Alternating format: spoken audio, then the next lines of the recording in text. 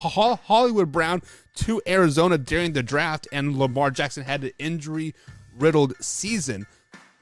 But why? How'd they do in this year's draft?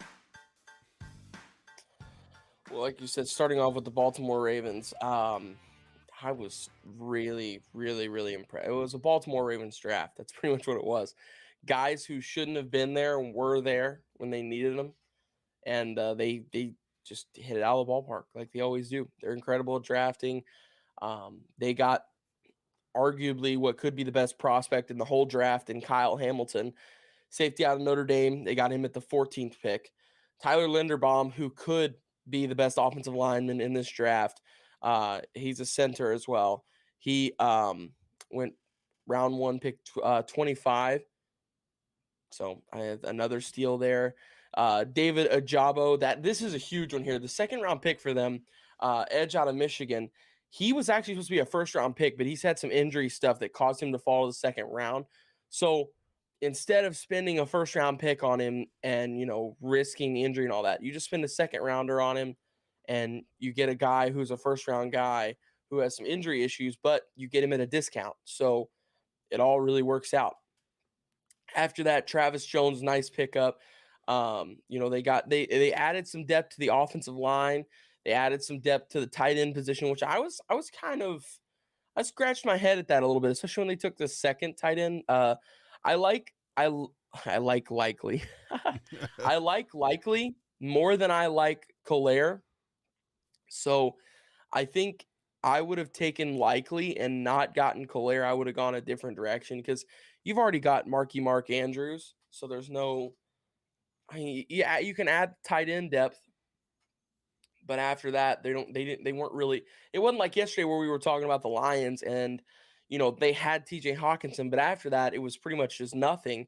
So they needed to add some weapons where this team, while they did need to add some weapons, I think the weapons needed to be in the wide receiver core. That was the only knock that I had on this draft from the Baltimore Ravens. The one thing, and I think it's the reason why I did not give them an A+, is because they did not go after a wide receiver.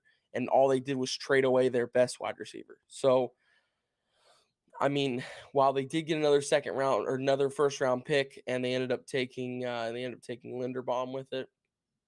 That's cool. They added to the offensive line.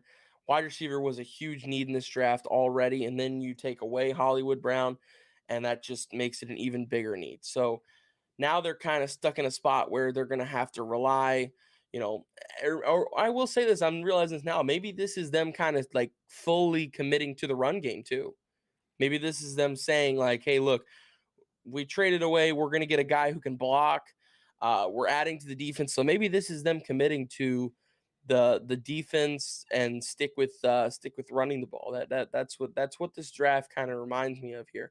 And they also took a running back with their 6th round pick after J.K. Dobbins got hurt last year, even though he's still going to be the guy there. He's incredible. So overall, I gave him an A. I'd say their best pick, and I don't mean to, shoot down the other picks. I think there's a lot of candidates for this, but the best pick for me is still going to be Kyle Hamilton. I don't mean to just go with the round one guy because I feel like that's cheating, but Yep.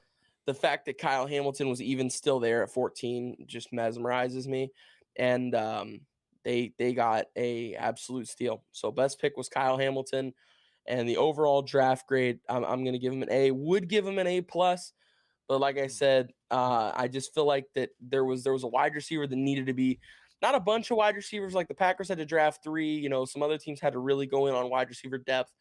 They really only just needed to get one because you still have Rashad Bateman, you still have Devin Duvernay, and James Prochet. If James Prochet gets field time, I really think that guy is a beast. James Prochet was a 6th rounder a couple of years ago, 2 years ago, I believe, out of SMU. And if you watch his highlight tape, he is explosive. Yeah. He's only like 5'11", but his vertical is like 40 something inches. So he can go up over top of anybody. Like linebackers, he can go up over top of safeties, he can go up over top of cornerbacks. It doesn't matter. This guy can get up there. On top of that, he's incredibly fast. He's super shifty. You're not going to get a hold of him.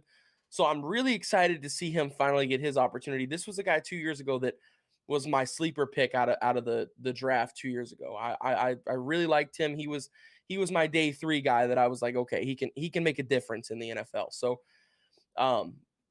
really, it's all just going to come up to Rashad Bateman, Devin Duvernay, and James Crochet, and also obviously Mark Andrews.